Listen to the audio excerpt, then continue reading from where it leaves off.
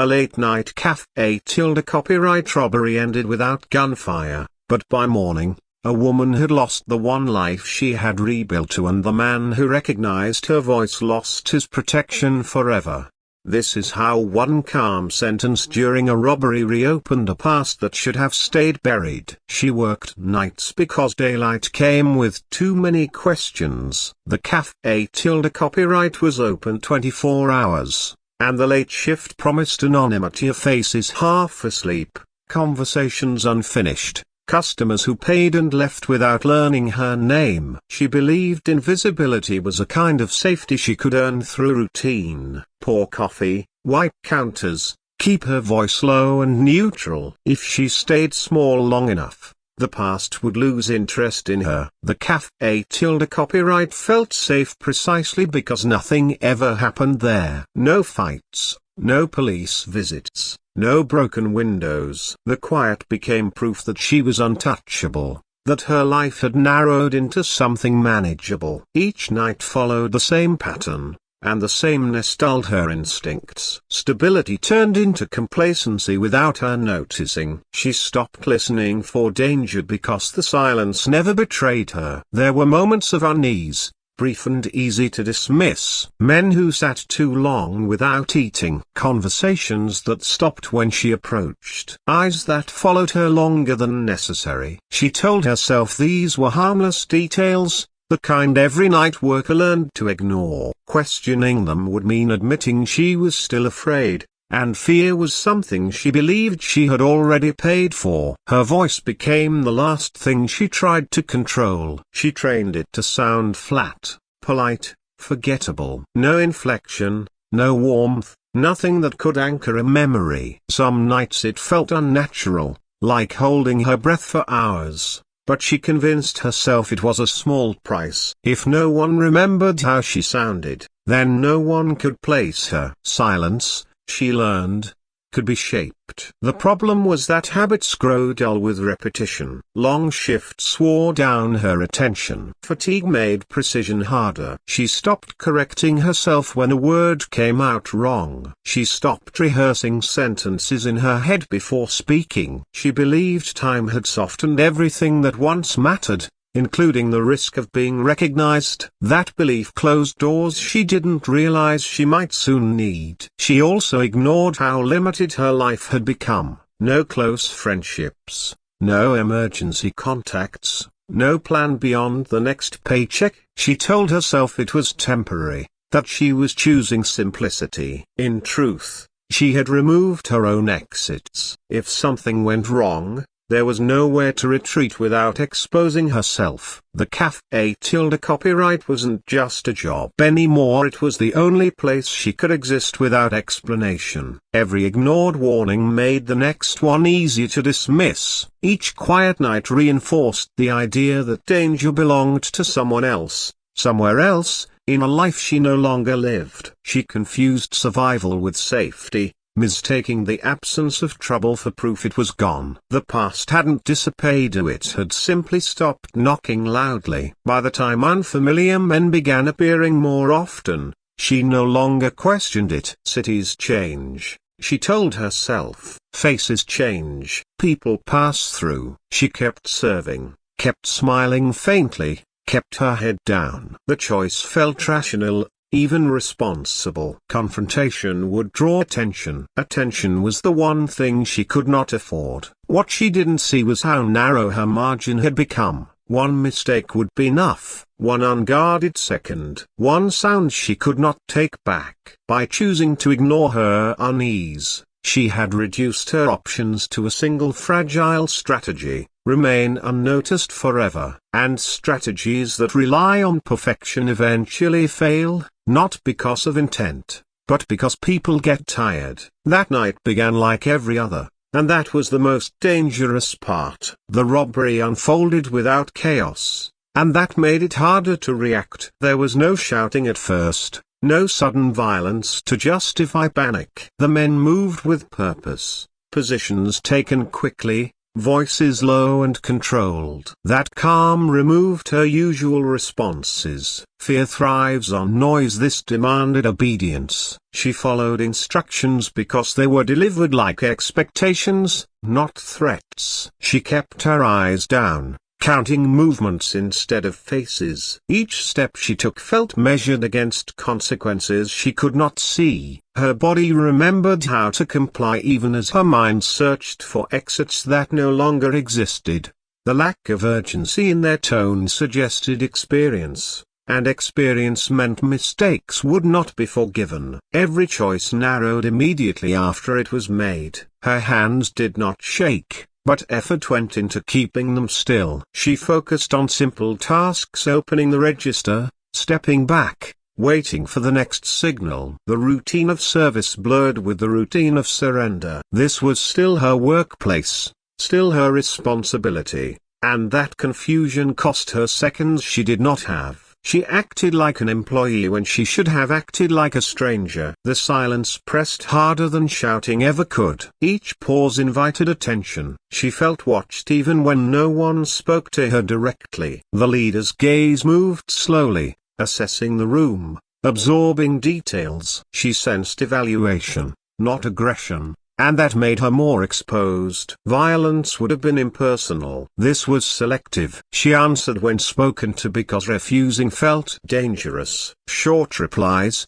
neutral words, nothing that could carry weight. She believed control meant restraint. But restraint requires constant awareness, and awareness erodes under pressure. Her thoughts crowded each other, replaying old rules that no longer fit the moment. Stay calm, stay small, stay forgettable. None of those accounted for being listened to. Time stretched in a way that magnified risk. Each second increased the chance of error. She became aware of her own breathing, of the way stress sharpened certain sounds. Her voice lived in her chest, waiting to betray her. She tried to suppress it, to push words out carefully shaped, but language resists confinement when demanded quickly. When she spoke again, it wasn't loud or defiant. It was practical, necessary. A single sentence meant to move the moment along. She did not choose the tone, it chose her. Familiarity slipped in where neutrality should have been. The sound carried more of her than she intended, shaped by habit rather than caution. She realized the mistake immediately. The room didn't react, but something shifted. The leader didn't move, didn't speak, didn't signal anyone else. He listened. That pause erased her remaining safety. Silence now belonged to him, and silence was his advantage. She had given him something without knowing what it was worth. Her options collapsed in that instant. Correcting herself would draw attention. Explaining would require history. Silence would confirm recognition. Every path led toward exposure. She stood still because stillness was the only action that didn't accelerate damage. Inside, panic arrived late and useless, trapped behind the discipline she had relied on for years. The pressure settled into her body, heavy and immovable. She felt smaller, not because of fear, but because she understood the imbalance. He had time. She did not. He had context. She had fragments. The robbery was no longer about money. It had become personal without her consent. She waited for instructions that did not come. The absence of direction became its own threat. Her earlier calm now worked against her,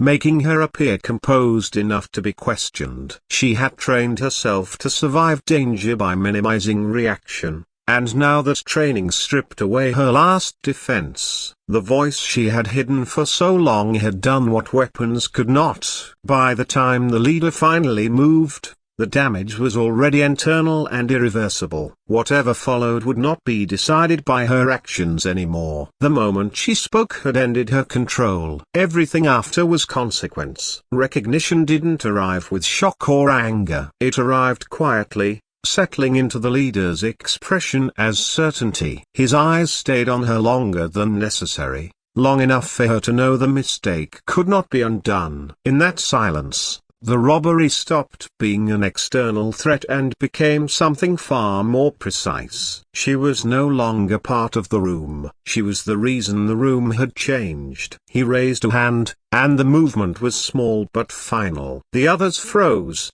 waiting. No one questioned him. That single gesture ended the robbery more effectively than alarms or resistance ever could. Money no longer mattered, time no longer mattered. The only thing that mattered was what he now knew and what that knowledge would cost both of them. She felt exposed in a way she hadn't in years. Not seen, but understood. Recognition stripped away the careful layers she had built. A new name, new hours, new habits, and left only the connection she had tried to erase. The life she had hidden from wasn't knocking anymore. It was standing in front of her, calm and undeniable. He dismissed his men with a few quiet words. They obeyed without protest, confusion held back by discipline. As they left, the room emptied of witnesses, and with each step they took away from her, her safety drained with them. Their departure didn't feel like mercy. It felt like isolation. Whatever remained would happen without buffers. She realized then that stopping the robbery didn't stop the damage. It concentrated it. No police report would be filed. No official record would exist. Nothing could be explained without explaining everything. The absence of violence meant there would be no clear victim, no clear crime, only consequences that would arrive indirectly,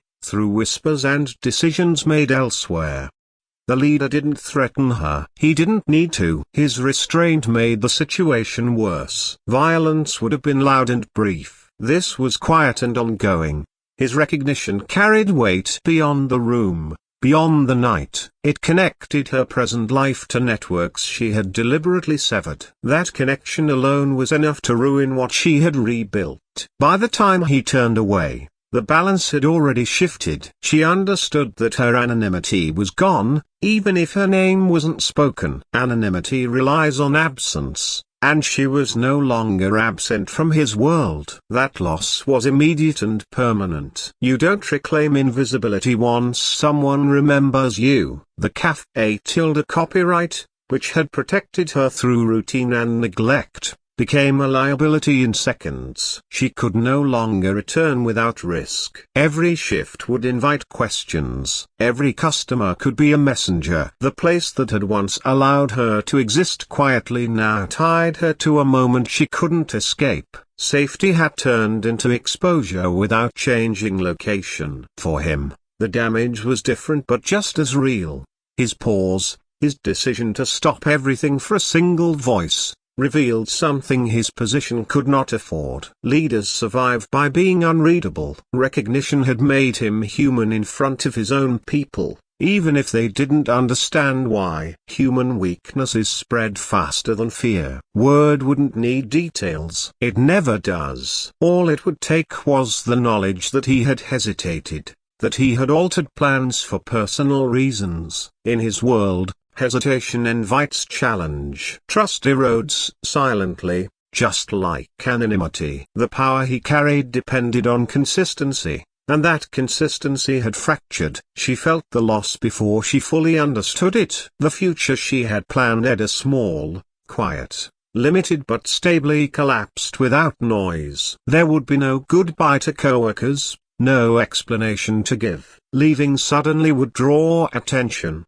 but staying would invite danger. Every option carried risk now. There were no safe choices left, only less visible ones. When the room finally settled into stillness, she stood in the wreckage of a moment that hadn't looked dramatic from the outside. No shots fired, no screams, but everything she had depended on was gone. The damage wasn't physical, and that made it harder to name, harder to explain, harder to grieve. The robbery ended cleanly. The consequences did not. The café copyright did not reopen the next night. The lights stayed off, the door locked, the routine erased without explanation. She learned this indirectly, through absence rather than notice. No message, no warning, No chance to collect herself. What had once anchored her days vanished as if it had never mattered, and with it went the last structure holding her life in place. Her phone stayed quiet,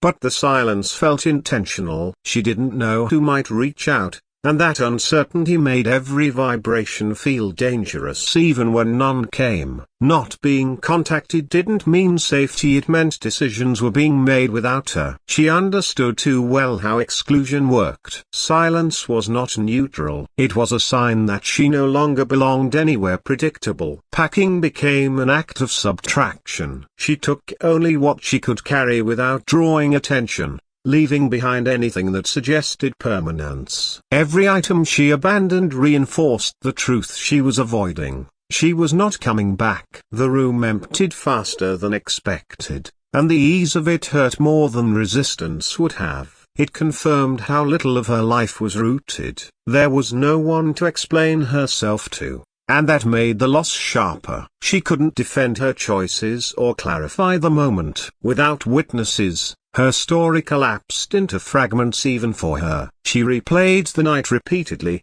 not to change it, but to understand how something so quiet could dismantle everything. Each replay ended the same way, with no place to go. Distance became her only strategy. Physical distance first, emotional distance second. She avoided familiar streets, familiar hours, familiar patterns. Every avoidance narrowed her world further. Safety now required constant adjustment, and adjustment meant never settling long enough to recover. Rest felt irresponsible. Stillness felt exposed. For him, hiding took a different form but carried the same weight. Movement became controlled, appearances calculated. The absence of confrontation didn't restore his authority, it strained it. People noticed what wasn't said. Trust thinned. Power without confidence decays quickly, and he felt it in every delayed response, every altered tone. Recognition had cost him certainty. Neither of them reached out,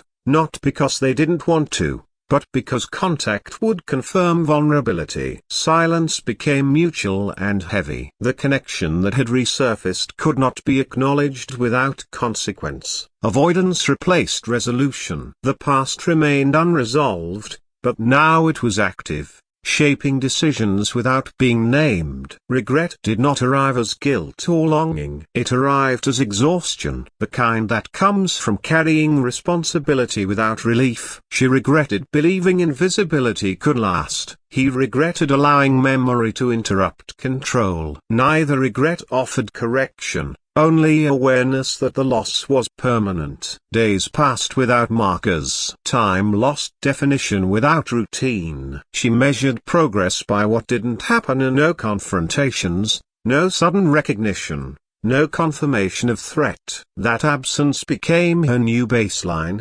fragile and incomplete. She wasn't rebuilding, she was containing damage. The quiet that followed wasn't peaceful. It was empty. The kind of quiet that forces attention inward, where questions accumulate without answers. What she had ignored could no longer be avoided. What she had relied on as silence, routine, restraint had failed when tested. The cost of that failure stretched forward without an end point. By staying apart, they preserved what little control remained. By staying silent, they avoided making things worse. But nothing improved. Distance did not heal the damage, it only prevented further exposure. Life continued in fragments, defined by what was lost rather than what remained. Neither spoke of that night. Neither needed to. The damage had already settled into place, shaping choices quietly, permanently. The robbery ended quickly. The aftermath did not.